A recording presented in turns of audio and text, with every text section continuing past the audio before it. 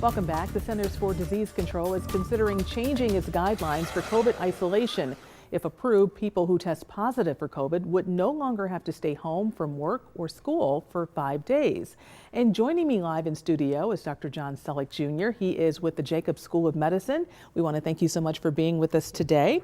We know that the CDC appears to be ready to change its guidelines when it comes to COVID. What is it and why now? There's really a lot of moving pieces with this. We've seen over the last year with the change in the variants and with very good vaccines that we have far fewer people getting severely ill. We were all holding our breath this past winter, but we got through. Even with a lot of cases, we had very few people in the ICU, and the disease seems to be much more muted than what we saw back at the beginning. There's so much COVID around this year, and this is supposedly with people following guidelines. We still saw a lot of COVID. So I think there's a lot of things coming together saying that this may be the time. And again, we're probably not talking about health care. We may still do things a different way there, but in terms of the community in general, moving this towards if you're sick, stay home is, regardless of whether it's COVID or flu or RSV or metapneumovirus, any of the other things, and I think that's the way we're going to see this evolve. Do you find that people are testing like they should if they're sick? No, no, actually not. I think especially once the disease got less severe and it started to get, not the availability of free tests all the time, lots of people are not testing, and we know that. Could this be an effort to make sure that people do test? So if they know now, oh, okay, I don't have to stay at home for 5 days, I'll take a test and, I can deal with that 1 or 2 days.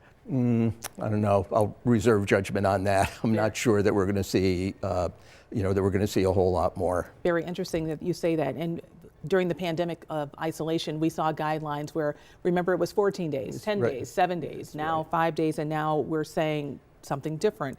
Have we reached herd immunity? Herd immunity is a complex topic. I think we've gotten to the point where SARS-CoV-2, the COVID virus, is really starting to behave more like the other viruses that we have.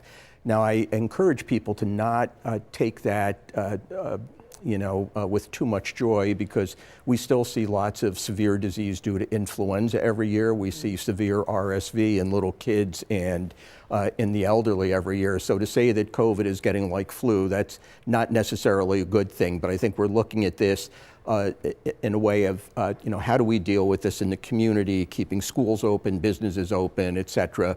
What's the overall risk? And obviously there are still going to be people in the population who are at higher risk where, they may choose to take a different set of precautions for themselves. And again, in healthcare, remains to be seen what we would do with that. And once again, mask wearing, important?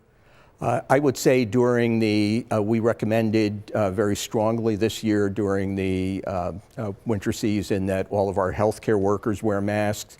And I think that for people out in the community, again, it depends on everybody's individual risk tolerance in terms of what you're willing to accept if you do get sick. So I think we would encourage anyone who is sick, especially if they test themselves, and even if the rules say you can go back to work, I'd like to see them wear a mask for a few days when they come back. Interesting information. Dr. John Selleck is with the Jacobs School of Medicine. We want to thank you so much for coming on the 5:30 today.